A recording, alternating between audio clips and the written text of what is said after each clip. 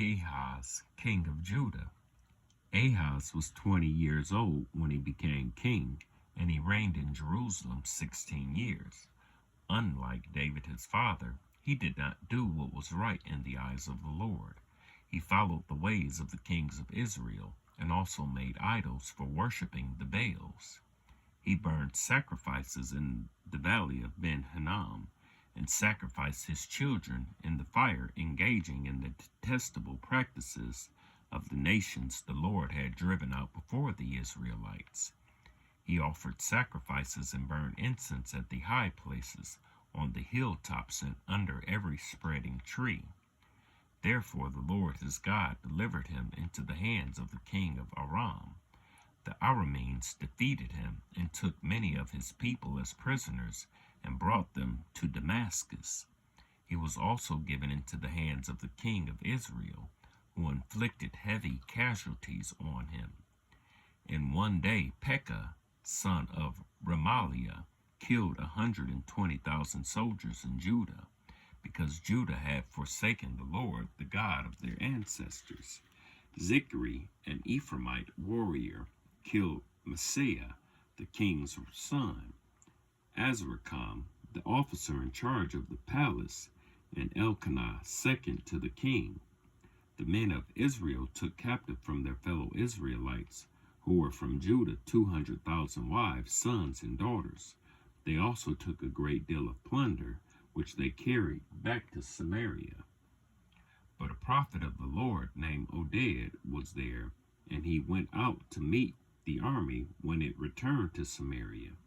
He said to them, "Because the Lord, the God of your ancestors, was angry with Judah, he gave them into your hand, but you have slaughtered them in a rage that reaches to heaven. And now you intend to make the men and women of Judah and Jerusalem your slaves. But aren't you also guilty of sins against the Lord your God? Now listen to me.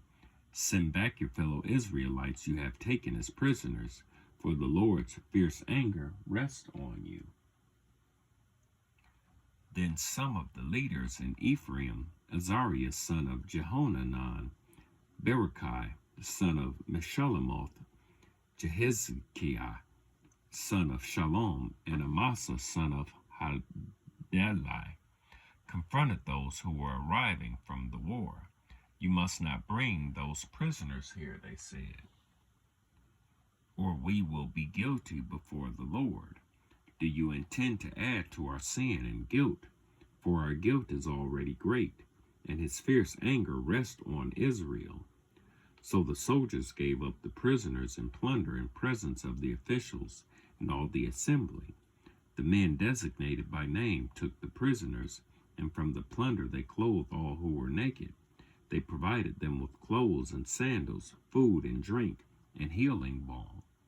All those who were weak they put on donkeys, so they took them back to their fellow Israelites at Jericho, the city of palms, and returned to Samaria. At that time, King Ahaz sent to the kings of Assyria for help. The Edomites had again come to attack Judah and carried away prisoners, while the Philistines had raided towns in the foothills and in the Negev of Judah. They captured and occupied Beth-Shemesh, Aijalon, and Gederoth, as well as Soko, Timnah, and Gimzo, with their surrounding villages.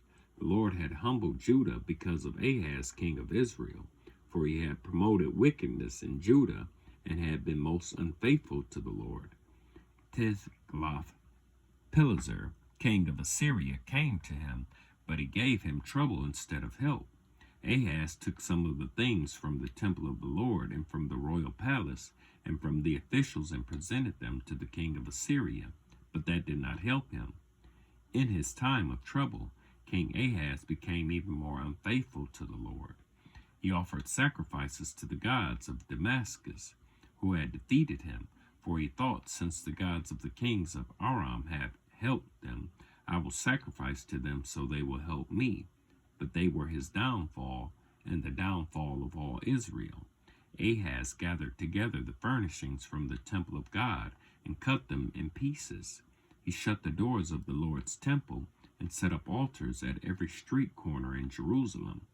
In every town in Judah he built high places to burn sacrifices to other gods and aroused the anger of the Lord, the God of his ancestors. The other events of his reign and all his ways from beginning to end are written in the book of the kings of Judah and Israel. Ahaz rested with his ancestors and was buried in the city of Jerusalem, but he was not placed in the tombs of the kings of Israel.